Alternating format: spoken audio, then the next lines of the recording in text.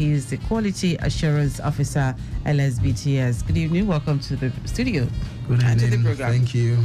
All right. So, on Safe Blood Arena, as I said earlier, we're discussing blood components production. So, I'm going to start my line of questioning with our guests, Mrs. Salami. Tell us what the different components of blood are and what are the components, what are the functions those components perform. Yeah, thank you very much. When we're talking about blood components, it's these are the products you can get from a unit of blood. Okay. How do we get this unit of blood? It's gotten from our voluntary blood donors. Mm-hmm. Now, this blood, once you put it inside, we have something we call the centrifuge. Once you put it inside the centrifuge, you spin it, it separates into different parts. These different parts are what we call the blood components. Okay. Now, these blood components, we have the fresh frozen plasma, we have the packed cells, we have the platelets, and we have the cryoprecipitate. Okay. All right. Now, to get these components, we have to prepare it in a cold centrifuge. Okay. Now, this cold centrifuge there are different types of cold centrifuge. We have that of 4 buckets, we have 16 buckets, we have 12 buckets. Okay. Now, when you have this blood inside the centrifuge, you spin it. Once you put it on, spin it at different temperatures, depending on whatever component you want to prepare. Okay. Now, for you to be able to prepare your fresh frozen plasma, okay, all these components, we have fresh frozen plasma, we have the platelets, we have cryoprecipitate. Okay. Now, this fresh frozen plasma, to prepare it, the centrifuge is placed, you have to put it at a particular temperature. Now, this temperature of the fresh frozen plasma is at 22 degrees centigrade. Okay. You now centrifuge it for 14 minutes. Okay. Once it's centrifuge, we have 2 different components. One, the upper layer and the lower layer. The lower layer gives you the packed cells. Okay. And the upper layer gives you the plasma. It is from the plasma that you get your fresh frozen plasma. It's called fresh frozen plasma because it's prepared freshly within 6 hours of blood collection. Oh, okay. Once it's over 6 hours, it's no more fresh frozen plasma. Wow. Yes. Okay. And it is frozen because it is stored in the freezer. Okay. At -80 degrees centigrade. All right. It can be stored there for like 1 year before it expires. Wow. Now, from this fresh frozen plasma, once you get the fresh, if you want to now prepare the platelets, you have to respin, you centrifuge, you separate the fresh frozen plasma into another bag. Okay. What we use, we have different types of bag. We have the double bag and we have the triple bag. Okay. You can use the double bag if you want. You can use the triple bag if you want.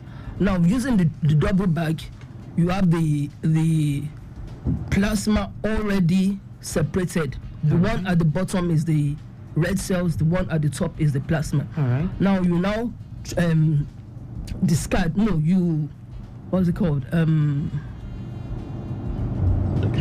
Decant. Okay. You decant the plasma into the next bag. Okay. That gives you your fresh frozen plasma. All right. Now, from this, you now put it back into the centrifuge. Okay. You spin it again at another temperature within a particular time. Okay. This temperature is now at 4 degrees centigrade. You spin it for 10 minutes. All right. After doing that, you now have another component, which is the platelets. The platelet is stored at room temperature. All right. And this one lasts only for 5 days. Oh. It expires within 5 days. Okay. So that means that it is always produced. Most of the time, we produce it according to the request. Okay. That is how it is. Then we also have our cryoprecipitate. Okay. That one is gotten from fresh frozen plasma. You need to thaw the fresh frozen plasma, then respin again. Then you now centrifuge. That gives you your cryoprecipitate. Okay. And all these components, most of the time, a lot of people feel that once there's a request for blood, all we need is blood. But we are letting people know that we have different components and they have different uses. Okay. Like if you have anemia, in the case of anemia, what is best for anemia is your packed cells. Okay. Because if you still give whole blood, you are still diluting the same blood. It's not going to have any impact on the patient. Okay. But when you now give the packed cells, that is when the effect of the blood will be felt by the patient. Now also we have patients that have burns. Patients with burns, that's when we request for fresh frozen plasma. Okay. Because these burns, it's the plasma level of the patient is reduced. It's just like you probably, let's say, cooking rice.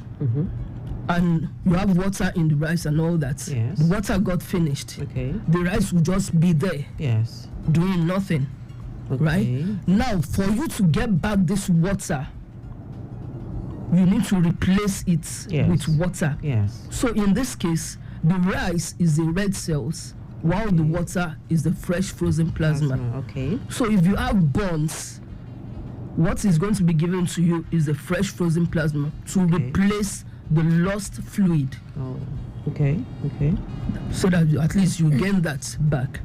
Wow. Yeah. So, in everything that you have said, it means that all of the blood components, they all have different processes for you to be able to extract them from any blood that is donated. Oh, yes. Different processes, different timing, and they last for different periods. So it means also, as you said, that for those who need blood, you also need to determine what they need exactly. So you're not just giving them transfusing blood without knowing exactly what they want. Exactly. Fantastic, awesome. Oh wow, okay.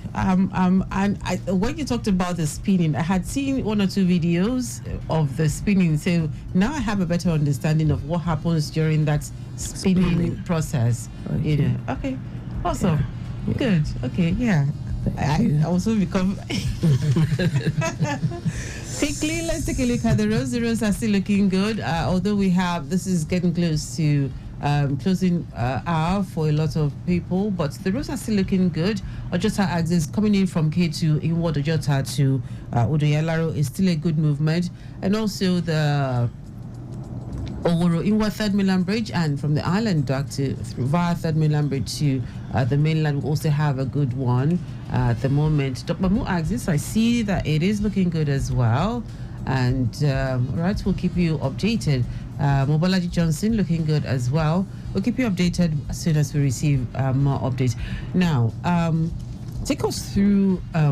Okay, you've taken us through the process, how the blood components are made and how they are stored, the temperature and the let's say bags. The expiry dates and the component. Now, what happens when a certain blood component is not used throughout the time that it's stored? What happens to it after it expires? Yes, actually, in LSBTS we hardly have components expiring. Because the demand is more, it's even more than the supply, right? But in a case where you have expired products, we have the way of disposing it. We have the Loma medicals. They always come down to collect it.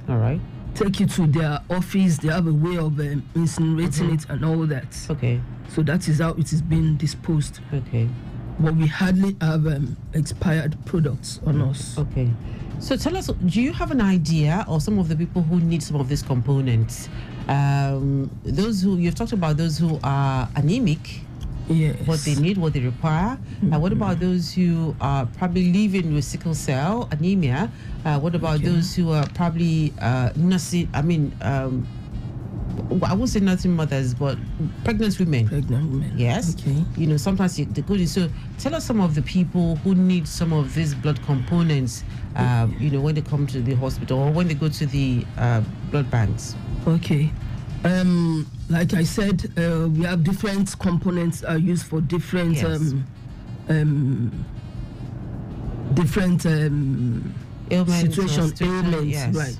Now, like for the platelets, now we have patients like those with thrombocytopenia. That's their blood level, their platelet level is very, very low. Okay. So you need to replace it with platelets. Okay. Those with bleeding disorders, those that are undergoing cancer treatment, Okay. those with liver diseases. Okay. Then we have like the pregnant women, postpartum hemorrhage. Okay. We give them platelets. Okay. This will help them in the blood clots to stop the bleeding. Okay.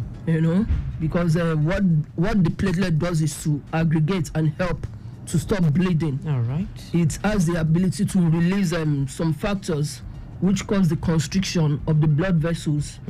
And once these blood vessels constrict, it helps to reduce bleeding. Okay. So that is how the platelets works. Okay. Now for the fresh frozen plasma, just like I told you, it's used in the reduction of to reduce burns, to help in the treatment of burns. Okay. And also there are some elderlies too that are undergoing they have a coagulation factor problem. Okay. Those undergoing coagulopathy. It also helps the elderly. All right. In healing up first. That's the fresh frozen plasma. Okay.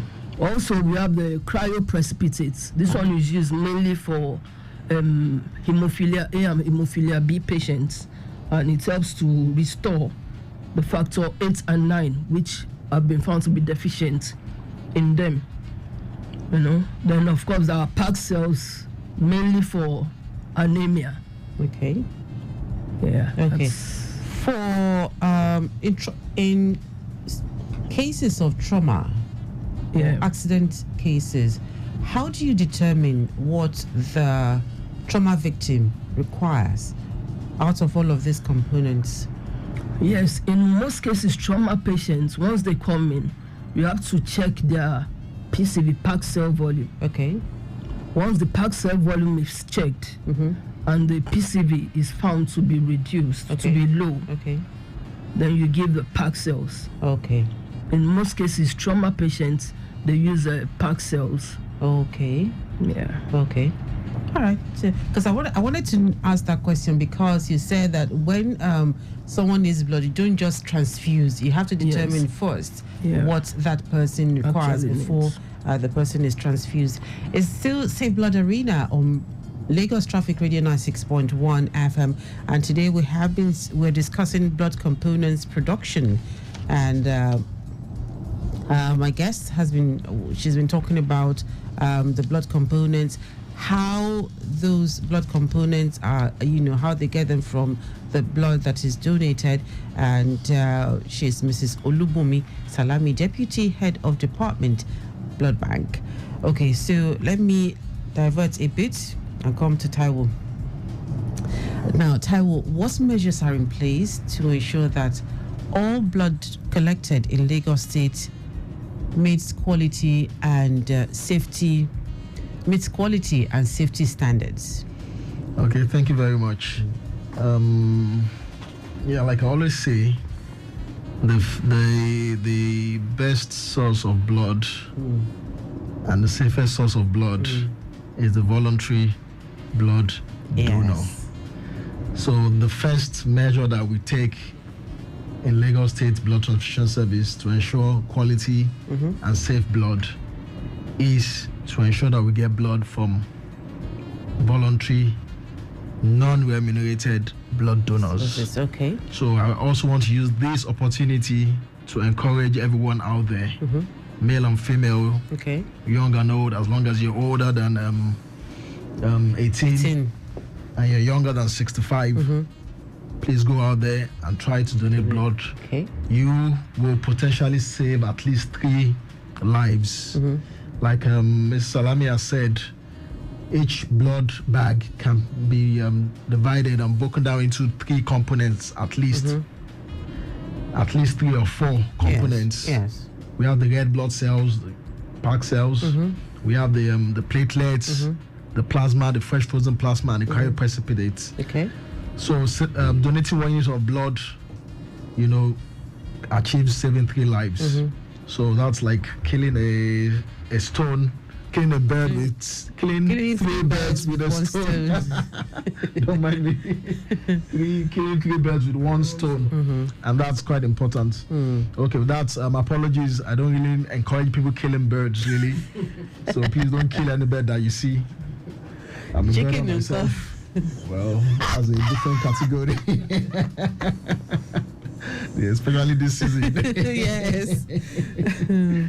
Okay, so that's the first line of quality and safety that we do. Okay. Then during the donation process, there are so many quality and safety measures that we take. The first is we ensure that the donor himself or herself is fit to donate blood. So you must have the right volume of blood. You must be in the right state of health to donate. You must have the right weight. Your body weight must be enough for you to donate blood, and so many other checks that we do even during the donation process. Okay. Then after the donation has been done and the blood has been collected, we have other quality checks that we do. We check the volume of the blood that was collected. Okay. It has to be at the particular volume or weight. All right. For it to pass quality control check. Okay. That's one. Then we also, for the platelets, for the red blood cells now, we also check the packed cell volume of the donated blood itself. We usually pick from a batch a couple to check randomly. Okay. To be sure that the collection process meets the required quality standards. Okay. Then for platelets, there are quality checks that need to also go into that too, because it's not just about putting the blood in the cold centrifuge and just issuing out what comes out of it.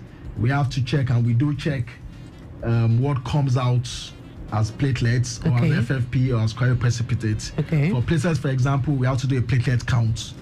You have to be sure that the platelet that is harvested from the whole blood is at the level that is going to be beneficial to the recipient. Okay. And we also check other things like the pH and other things. For FFP, it's supposed to help with the clotting, so we check for clotting factors, at least 2, factor 8 and fibrinogen.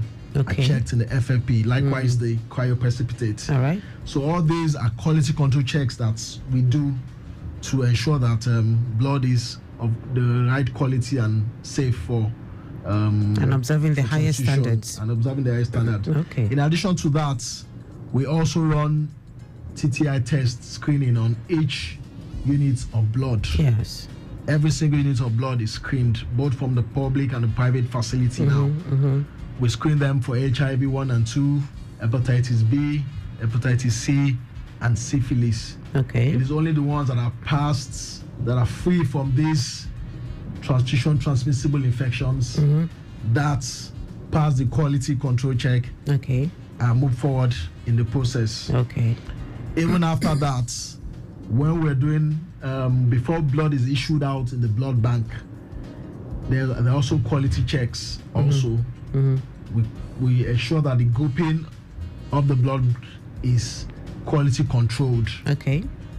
So we do what we call forward and reverse grouping before a unit of blood is labeled as either O positive, A positive, B positive, or either positive or negative.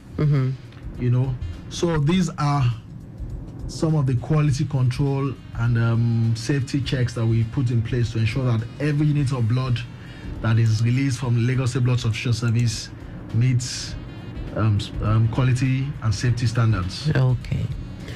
All right, before I ask the last question, let me quickly give this update. Traffic is calm along Anthony Inward Journey, Maryland intersection, en route Odoyalaro and Mobolaji Bank Anthony Way. The traffic within the length and breadth of Mobolaji Bank Anthony Way is still free and good. The traffic is also good, looking good on Obakran inward journey Kudeso Road. Local airport, Obakinjobi en route Ikeja GRA also looking very good. Also have a gathering momentum along Kudeso Road inward journey Awolowo Way due to the peak period. And we have traffic managers firmly on ground doing the needful. You have nothing to worry about. And there was a report of a loaded vehicle cheaper truck that had a gear problem at Owodioniri bus stop inward journey at Jegule on the main carriageway. The mechanic is said to be working on it right now to have it fixed, while we have traffic managers fully on ground managing the situation. Although we also have a backlog at Owode Lady at the moment, so we'll keep you updated as soon as we receive more updates from the control room. And it's still Save Blood Arena on Lagos Traffic Radio 96.1 FM. As we round off today, I'd like to ask Mrs. Salami this question. For people, we've talked about the fact that people who are probably involved in maybe an accident or a traumatic situation, they'll be tested to know. You said what they give them, what they are given initially is the PCV. Yes? Yes. Pack cells. Pack cells. Now, for people who do not require, I mean, I don't know, maybe you have had one or two instances where that is not immediately required, but you had to do a quick test to determine which blood component the person requires, to get better. How does that process go? What is the speed at which that is quickly done in order to save lives? Oh, yes. Now, in order to save life, if there's any trauma or if there's any accidents anywhere, we have what we call the emergency service. Okay. Now, this emergency service is done in such a way that before you know it, 2-3 minutes, the blood is collected, patient is attended to, you collect the blood, you check the PCV, make sure it is okay. If it is okay, fine, you now start the treatment. Okay. If it is not okay, it's not in all situations that the patient actually needs blood. I've had a situation where after an accident, you just realize that the patient is just out of shock. Oh, okay. There's some patients that is just like they just pass out of shock, not because they actually need blood. Okay. So once they are stable, you realize that, okay, fine, this person does not really need blood. Yes. And you now have to just stabilize the person. Okay. But outside that, there's nothing special to do. Yeah. Okay. All right. I don't know if Taiwo has any other thing to add to what we have discussed today. Well, I think she said all. Okay. She said it all. Yeah. All right, then. I want to say a big thank you to Mrs. Salami for being on the program today. Thank you very much for having me. Thank you for throwing much more light on some of the things that we have been talking about. And also, Taiwo, thank you very much for being on the program. Thank you. All right, so that's our package on Save Blood Arena today. It's been brought to you courtesy Lagos State Blood Transfusion Service, and we have been discussing, or we discussed, blood components production. Our guest, Mrs. Olubunmi Salami, Deputy Head of Department, Blood Bank, and also the Quality Assurance Officer at the LSBTS, that's Taiwo Oloko. My name is Dele Agadumo. Big thanks goes to Victor Oteri and Executive Producer Tayo Akonle. Save Blood Arena brought to you again courtesy Lagos State Blood Transfusion Services, and their social media handle on Facebook is Lagos Blood Transfusion. Again, the Facebook page is Lagos Blood Transfusion. On Instagram is Lagos State Blood Transfusion. On X, formerly Twitter, is Lagos BTS. The telephone number is 0806 920 7914. Again, 0806 920 7914. So be sure to check them out across social media. And if you are out there and you want to organize a blood drive, please do make sure you get in touch with them, and they'll assist you in every way possible. Enjoy the rest of your Monday. Save Blood Arena comes your way Mondays at 4:30 p.m. My name is Dele Agadumo. Thank you for listening.